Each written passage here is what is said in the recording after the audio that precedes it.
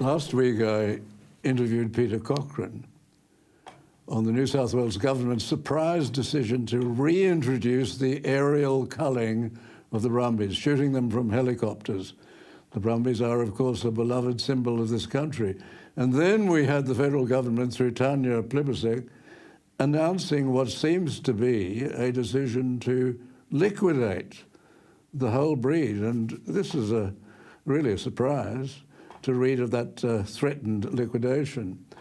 And in this program, we'll be hearing from the president of the Snowy Mountains Brumby Register, Melissa Howe.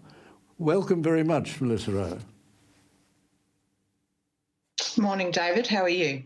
Very well, thank you. What's the position? What's your position on these two announcements? Well, first of all, the culling, going back to the aerial culling, and then, of course, what the federal government is saying. I think that the general public are quite concerned that aerial culling has proceeded.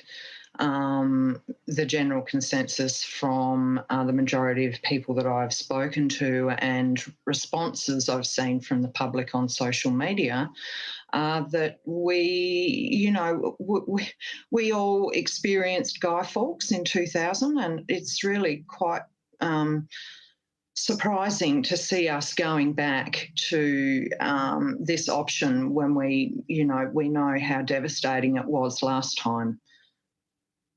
Well,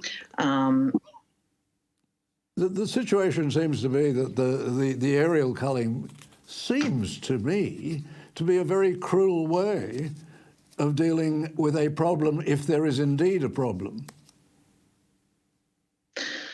Well, this is exactly the point. I think, one of the concerning things for myself and for a lot of other people is that we don't actually have the research or documentation on the impact that the horses are having in the areas that they're inhabiting. And decisions are being made without consultation with stakeholders. We have a good rehoming program through the trapping process, and that should be the first port of call for the New South Wales National Parks and Wildlife Service. What is the rehoming adhering program? To the intent of the legislation. What is the homing program? So parks will set up areas within Kosciuszko National Park, and those areas will be baited with usually lucerne, salt, molasses, and the horses get used to coming onto those pads, and then traps will be set up, and they're set with a trigger gate. And the horses will continue to come in and out of those traps, taking the salt and molasses, and eventually that trigger will be set off, and the horses in that trap will then be loaded onto a stock crate and taken down to Blowering to the National Parks and Wildlife Service depot, and then distributed to rehomers or sent on a truck to the local knackery if they're not suitable for rehoming. It is our preferred option of management at this stage. We've got rehomers there waiting for loads of horses, and it seems just ridiculous that they're up in choppers shooting them when we've got people sitting by waiting to take horses on. Does that mean, Mel, that you effectively make the horse, you domesticate the horse? Correct. And this is something... And they make wonderful domestic horses, and we've got good evidence to prove that. And that is partly why the registry was formed, was to assist people that give forever homes to these brumbies to then attend horse shows and present their brumbies in classes that are specifically designed for brumbies. And we've seen some wonderful results, including Kosciuszko Red, who has gone on to the Sydney show, as a show jumper, and they're a very versatile horse as well. And you're involved, aren't you, you're involved in a wonderful program to find out the origins, to trace the origins of the Brumbies, are you not? Yes, correct. So we established the registry back in 2020 in the hope that we would be able to collect DNA from the trapping program.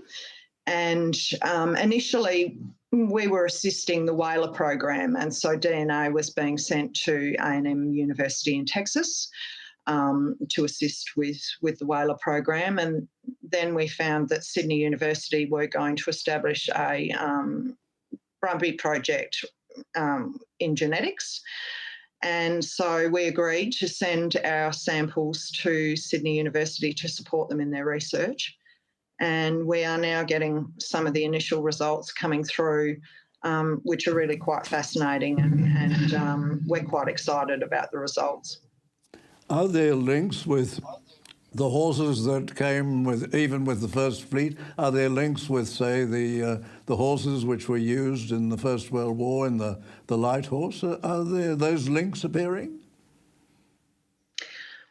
Look, what we've found through the research is that the horses in Kosciuszko National Park are clustering with what we would call Iberian breeds, and those are Spanish and Portuguese breeds that are closely related to Cape horses from South Africa. And so what we can categorically say is the horses are not recent drop-offs. They are not three-quarters thoroughbred. They actually have some quite unique genetics in them, including Caspian. And what we're finding is through the research that we have a lot of universities overseas very interested in our Brumbies and their genetics to assist with that rare breed program overseas, because of our geographical isolation, our population of Brumbies haven't been affected by disease like overseas horses have in Africa.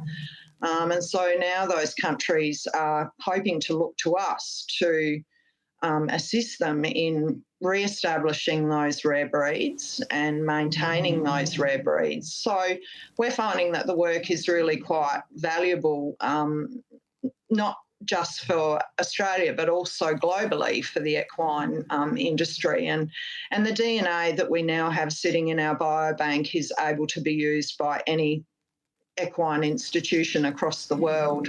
And, for us, we're just thrilled that we're able to do that.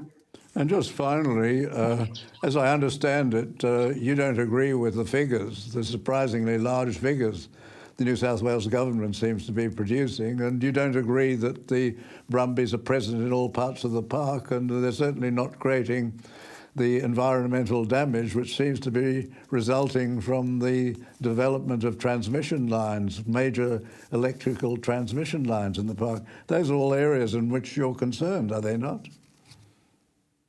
Oh, look, exactly. I think it's important to note that, Kosciuszko was made a state park in 1944.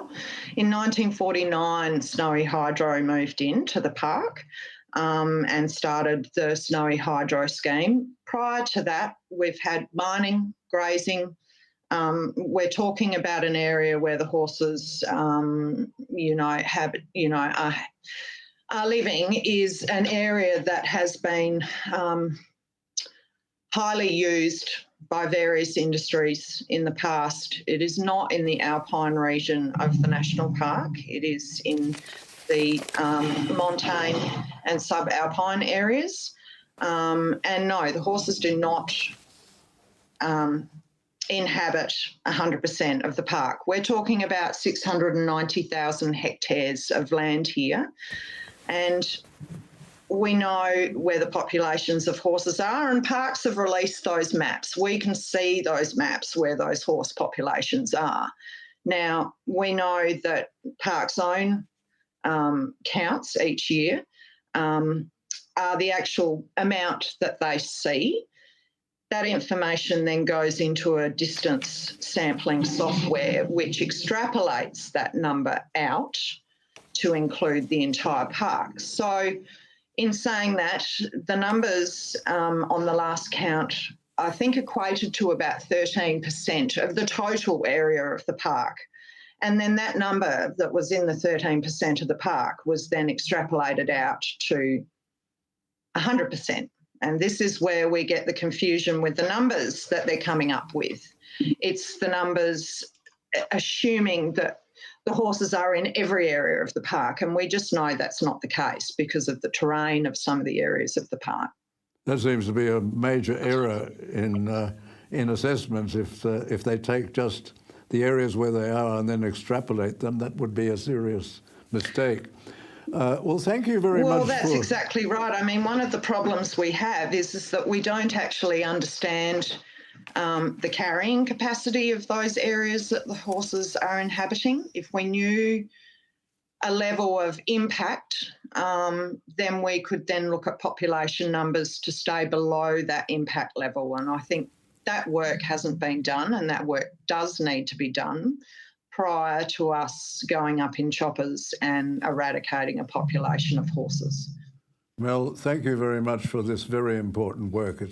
It's humanitarian work, and it's work in relation to a great symbol of this country and what you're doing, and you're offering a humane alternative in homing. Thank you very much for what you're doing, and may we keep in touch with you. Yes, absolutely. Thank you very much, David. I really appreciate your time this morning. Not at all, Mel. Thank you.